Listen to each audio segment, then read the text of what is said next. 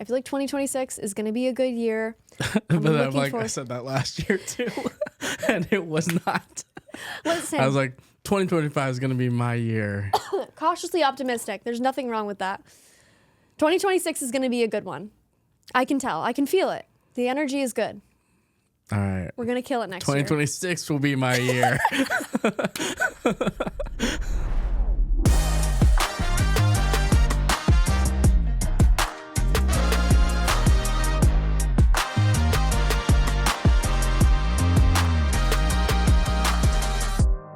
Welcome back to another episode of the Humble Hustle Podcast. We are your hosts, Nick and Kayla. Hello, hello. Today, we are talking about goals yet again. 2026 is right around the corner.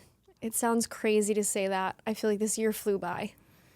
It really did, but I feel like, I think I made the same joke / comment last year. Like, I feel old, like your parents when you say like, oh, this year flew by. Yeah. But it genuinely did. Yeah. No, my parents always used to say as you get older, the years just keep going by faster. And that seems to be the case. It's completely true. It's very true.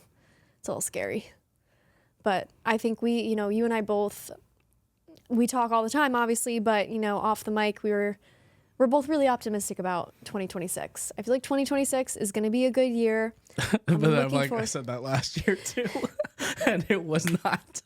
Listen, I was like, 2025 is going to be my year. Cautiously optimistic. There's nothing wrong with that. 2026 is going to be a good one. I can tell. I can feel it. The energy is good. All right. We're going to kill it next year. 2026 will be my year. That's a good intro. I love it. No, we both got some goals that we want to achieve next year. Some big, some small. And we're just going to kind of talk through them. We don't have like necessarily everything lined up yet. For 2025, I did not do any goals. Which was really bad on my part because it's really good to have something to try to work towards. Because I did it for 2024 and it was a good measure. And looking back on it, it's like so different than where I'm at now, which is okay. Because sometimes you set a goal and it's not exactly what you thought it was going to be. So, I just figured we could share some of our goals for the year, put it out into the universe and see what happens. Yeah, I'm not even sure if I made goals or if I did, I forgot what they were, which is probably more likely what happened. Yeah. Or I just didn't track them and then I forgot. I didn't even write them down. But let's see, 2026, what do I want to happen? I want to expand my team, I guess. So I think sooner rather than later, I think we're actually getting to the point where I need it maybe in the next, optimistically, in the next 2 months of when I'm recording this. So very soon having an ender. Because basically one of our main offers is organic social media content for local businesses. So the more clients we get, the more little reels we're going to have to edit, and that's going to add up fast. Mm-hmm. And selfishly, I don't really feel like doing that. Yeah. So I'm going to hire someone to do it for me. Editing is not the fun part of our job, in my opinion. I know some people who love to edit, and I love that for you, but it's not for me. I used to like it a lot more, but it might have genuinely just been the past week. It finally hit me you know what? This sucks. Yeah. Yeah. Some projects I really enjoy editing, but I truly would love to be able to pick and choose which ones I edit. Because right now I'm doing everything. And I just recently, out of pure necessity, hired a couple editors to help me edit stuff. I did it the wrong way because I didn't prepare myself. I wasn't I've been really busy the last couple of months. And what would have been smart is to say, okay, I'm getting really busy. Let me put this ad out. Let me hire an editor so that when all this work starts coming in, I have someone to offload it to. But instead, I just let it continue to pile up and pile up and pile up. And pretty soon I was backlogged with a ton of projects. Super stressed out, working late at night, working weekends. That's a nightmare, yeah. It took a toll on my mental health. It was really hard on my relationship because I'm not around a lot because I'm shooting during the day, still shooting on weekends, and then I'm editing at night. I really wasn't around much. Yeah. And that is when like life kind of starts to fly by in the blink of an eye, and you feel like you're just head down, grinding it out, and not even like looking up to, smell the roses, as they say. So I finally, even though I was still really busy with stuff, made the time to come up with a description with an editor, something that I'm looking for. I was looking for, originally I put on an ad for someone to edit corporate and wedding videos, but I've now kind of realized that those are two very different things, very different skill sets. So I hired 2 people to help me with corporate work, and I think I found a guy who can help me edit wedding videos next year, and possibly, someone else, because I have 12 weddings next year so far, hoping to get like maybe 2 or 3 more. But I'm just so excited to like get a little bit of that time back, and I have the revenue coming in where I can pay these people. And I did get people based in the US who I can like speak to on a daily basis. I know a lot of people in our industry will go like overseas for editors, but I wanted someone who was able to like kind of work within my hours in case like they have questions and needed to shoot something over to me. So yeah, I'm really excited to onboard them in the next couple months and see how that helps my workflow. Yeah, no, I mean, unless something drastically changes, I do plan on going overseas to find an editor. Yeah. Yep. I guess, is there any other reason that you chose not to? Because like financially too, it's like going to be way more expensive to hire here. It's way more expensive. I think I'm going to pay between 50 and like 65 an hour, which for some of my regular small businesses, that is like the top end of their budget, like what they're able to pay for editing. And like, I can't just bring in an editor and like increase the price on my regular clients by a shit ton, because that's not fair. So I'm trying to keep that budget the same. I'll probably lose a little bit of money, because I'll be paying a little bit more in editing fees rather than just like editing it myself. Or I had someone who was helping me edit previously who is just taking a step back from this kind of work. Well, at least you have more time to get more clients to make more money. Exactly. So yeah, that's the goal. And then another goal of mine is to shoot some more like higher production type videos. So maybe less like, social media content, but more brand videos and like more in-depth stuff where I can really work with the client to create very long-lasting evergreen pieces of content for them. That just like allows me to get a little bit more in the weeds and get to know them a little bit more. I think would be really fun. So, and those are obviously higher ticket videos too. So that's a goal of mine for next year. But yeah, having an editor will help a lot. Yeah, I'm like totally blanking. Did I already say that I wanted an editor, Yes. or did you start? I was like, did I dream that, or did I say that, or did you only say that? Yeah. Okay. Well, and you're getting more leads and more inquiries, wait, yeah. so like that entire time, like 5 minutes ago, totally blanked out of my head. It's the post-lunch slump, guys. We're sorry. I genuinely forgot I said that. Okay. Well, I was also gonna add, Sam, if you're listening, I want a wedding editor. Sam. We have a call scheduled, but he doesn't know that as of right now. So. Oh, okay. Well, this won't come out until after the call. So yeah, he'll know eventually. Shortly. But yeah, I essentially want to carry what I'm doing for my commercial business into the wedding industry, assuming he's okay with that. But essentially scaling and automating as much as possible.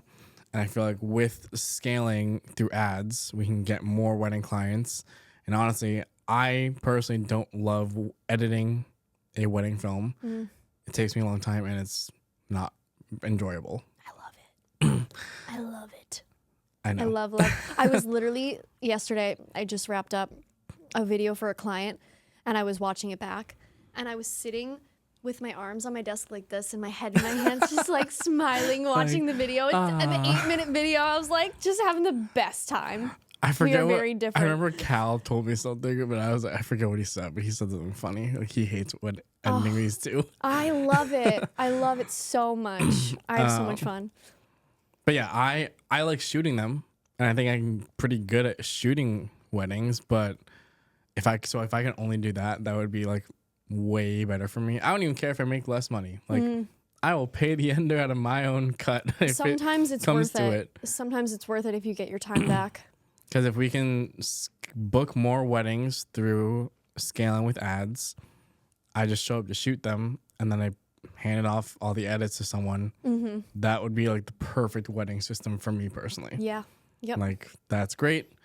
And then I think I want to have another like physical team member to help shoot too. Yeah. Cause like, yeah, Luke and I can do a lot, but I think having another person will just make it so we can do even more. Yeah, I'm thinking about, there's one girl from college who I graduated with. She reached out to me. She works at a TV station right now. She does like a lifestyle show. But her schedule like would allow for like her to shoot on weekends and stuff. So I'm thinking about bringing her on and maybe have her second shoot for me or do BTS at first. But then maybe like have her, you know, kind of help me on some other stuff. So that could be kind of cool too. But it's hard to find people. Oh my God, really it is so hard. It's hard because we all want to do our own thing. Like we all want to have our own businesses. So it's like, how do you find someone who doesn't want to freelance or do something on their own that's willing to come on and help you grow your business? It's hard. Now, you know, it's kind of funny, which I'm realizing now. It's like all of us few little people like you, Alex, Sam, and stuff. Like, I feel like we're all like in a very similar stage of, you know, for years we've always leaned on each other to like second shoot, but I think we're all at the point of like finding like an apprentice to come on to be like the natural second shooter. Yeah. I think it's just funny that it's all kind of happening at the same time. It is funny, but I'll never stop using you guys. I know, same. Ever. It's so nice to have Agreed. talented people. But yeah, I do think adding like a third person to my actual team will just mean I could potentially like triple book a day and like be super efficient. All three of us go to 3 different clients and it can work. Yes. And then we can just hire a second shooter for less than, you know, it would take for us, one of us to do it. Yep. For assistance if needed, but still, you know, financially still be okay. And that can work. Yep. Totally. I'm not trying to do 3 shoots a day every single day, but I'm saying it could happen. If we did have 3 shoots in a day, it'd be possible. Yeah, I think for me, what I would love to have is someone out in the Western Mass area to help me with some of my other smaller business clients so that I don't have to drive. That would be huge for me. That's honestly kind of how I think of it as of right now. Like with Luke in like the Portsmouth Seacoast area, anything up in like Maine, obviously I'll still go. I don't care. But like in a perfect world, he could either do them by himself or hire some local Portsmouth person for like a second shooter and they can just do it. Yep. And then anything, granted, Boston's not that far from him, but even if it was like Western Mass or even like South Shore or Rhode Island, like I would do that and then bring someone in this general area with me so he doesn't have to drive like 3 hours. So like, you know, if it was like a Worcester thing, obviously I would just pull you because you're right there. Yep. Yeah, having people in different geographic locations is so helpful. It really is. So helpful. Like I have Aiden in Western Mass, but he has his own video leg of the company that he works for. So we're not always available because we're busy with our own stuff. Like we're not always going to be available to help each other out. So to have like a dedicated person would be really helpful. Yeah. Yeah. I forget what I said my other goals were. I'm just holding this. I didn't actually write anything down. Oh my God. It's just a prop. Yeah. Just a comfort like, it's item. not even open. I'm like, yeah, I'm just holding this. Oh my God. One of my how other about you ones. go? Yeah. One of my other ones is I'm rebranding. I'm so excited. Yes. So that Are you saying the name yet or is that a full surprise? full surprise. Because I'm probably not going to launch that until February of 26. So I've got a plan for a rollout. I still need to like film some videos and do some content, but Luke from Spitfire Design Company, who we've had as a Former guest. guests, yep. He is doing my rebrand. He sent me the logos. I love it. I am so excited. It looks good. I've seen it. It's so good. It's exactly what I wanted. And there's just so much opportunity there. And, you know, the level of professionalism that it's going to bring to my website, I think it's going to be amazing. And along with that rebrand and that like kind of level up visually, I want to also level up with skills and get more in depth with my technical skills, like learn more about audio and different types of lighting and different equipment. So I'm gonna, you know, I think next year will be a heavy investment year for me into that, both learning and like just equipment wise. And I also want to, now I lost my train of thought. Technical learning. Oh yeah, the marketing side of it, right? Okay. So marketing my own business. We're always focused on helping our clients build their content. I want to turn that around and focus it on building my business and my brand. So I don't know exactly what this looks like yet, but I want to be putting out regular educational content tailored towards my type of client, you know, commercial, corporate, some wedding stuff. That I can just put out some regular tips on Instagram and just give some general tips, maybe run some ads. I want to create some ads for my business. So really just trying to invest in my business and leveling up in those kinds of skills and those assets. So I'm going to be busy. Hopefully I'll have more time than I did this year.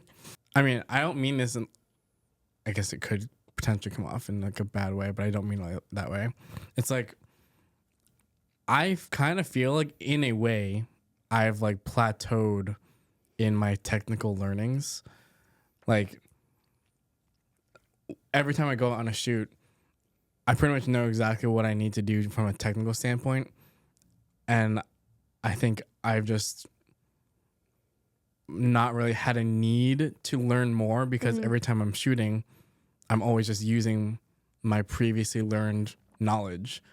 I never am in a scenario where I need to learn something else that I don't already know. Yep. Which is weird to say that, but I don't know. I want to learn more. Like I always want to learn, but it's like I'm not even sure what to learn. From like, I guess, yeah, I could be more technical with lighting and stuff and audio, but it's like when I'm actually shooting, I never actually need to go that deep. So that's what I'm trying to get at. It's like I go as far as I need to go, and that's like as much as I know how to do. Well, that's also, there's, you know, the old adage of if it ain't broke, don't fix it, right? Like Pretty much. You've mastered all of the skills that you need to do the things that you're doing in your business. So you might not need to learn new things. Like if what you're doing is working, then just keep doing it, you know? You're a lot more technically skilled than I am. I mean, in my opinion. I guess, but I feel like that's because from the beginning, I've always been more of like a gear head than you. No, I'm definitely not that much. So like that that helped me learn about the technical stuff because I just loved learning about gear and like figuring out how all the technology of it was like playing a part. What was I gonna say? Oh, like one of the kind of upcoming projects that I have involves, you know, shooting this thing outdoors, and it's almost narrative. It's essentially a commercial. And I will say like, lighting outdoors is not something I'm familiar with. So maybe that's something I can work on. Because it's like even none of my lights are really strong enough to actually do much outside on a sunny day. So it's more about like diffusing rather than like adding light and like taking away light. So like it's those types of things where it can get technical. Like that big scrim, it's called a 4x4.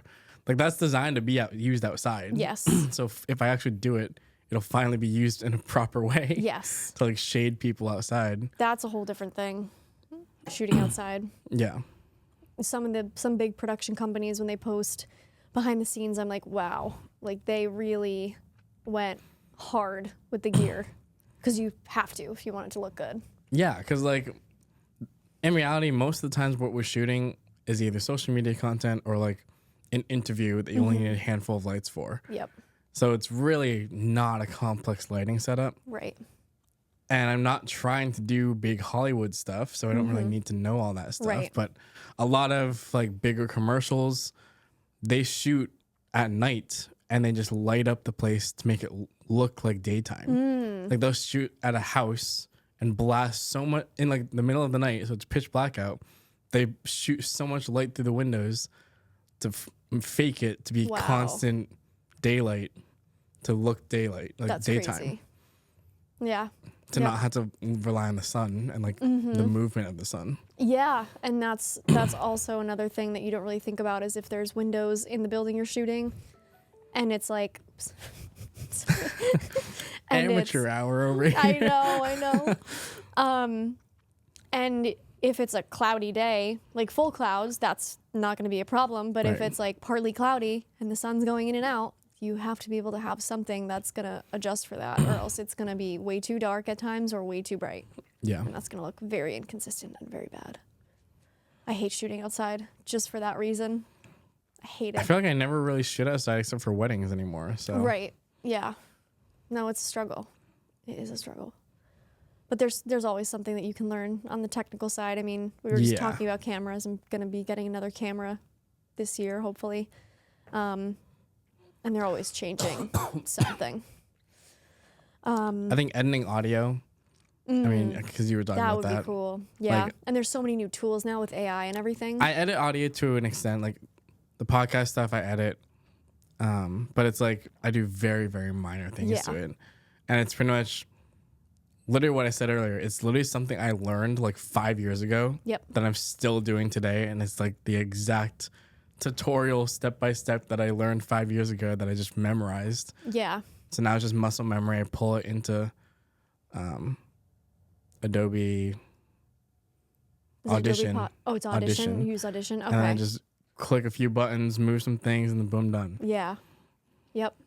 Well, and that's the other thing too, is like if the gear you're working with is as good as the mics that we're using right now, you shouldn't really have to do too much unless you have like a ton of like ambient noise and whatever. Like the DJI mics aren't as good as my lavalier mics, so I have to edit that audio a little bit heavier. So it kind of just depends on what you're working with. Yeah. But a lot of the times you're right. It's the same thing. If you're using a certain type of mic, you know how much editing you have to do or how little you have to do. But then it's also like we just talked about getting editors. So it's like learning all this stuff I know. could be what is it, a moot point because Right. we're gonna hire someone to do it for Right. us. Yep. But I'm not planning on like completely stepping away from editing. So I do still need to like invest in that kind of skill. Yeah. Yeah. The other thing I'm doing is I'm building an office out in my house.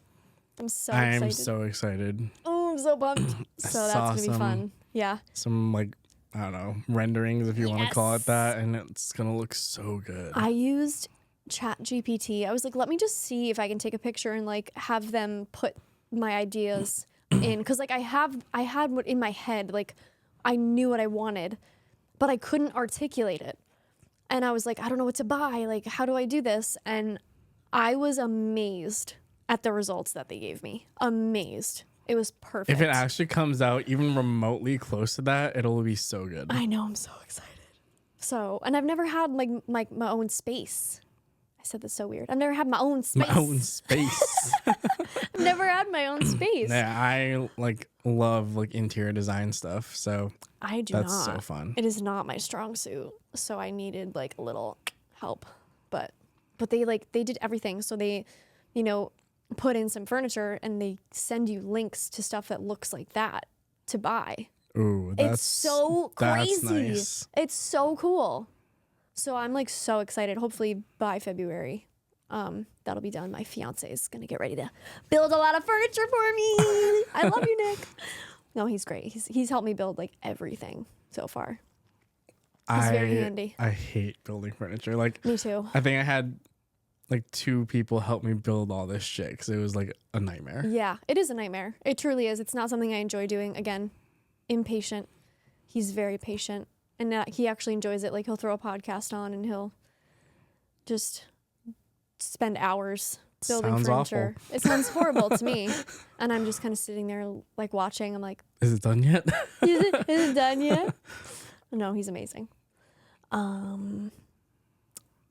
I think the only other thing I would really like to do is get a couple more retainer clients in the service-based industry, Okay, like yeah. some construction clients. Like specifically in that industry, or like do you just want, I guess retainers in general is good, but Yeah, I you're think like specifically more targeting that industry? Yeah, I think more construction. Like I have an HVAC client. I've got a construction company I work with a few times a year, but I'd love to get like a more regular cadence with them. And I think now that I'm not going to be spending so much time editing, I'll have more time to like be able to open up days to shoot for them. So hopefully that works out. But yeah, I'd love to get some more because I enjoy doing that kind of stuff too. Like the construction world is so fascinating to me. So Yeah, I no. like doing those videos. The one, or I don't know how long ago it was at this point. It was probably like a month, at least 2 months ago now. You shot something with like a helicopter like drop. Yes. That was cool. That was so cool. So cool. So more stuff like that would be really nice. Yeah.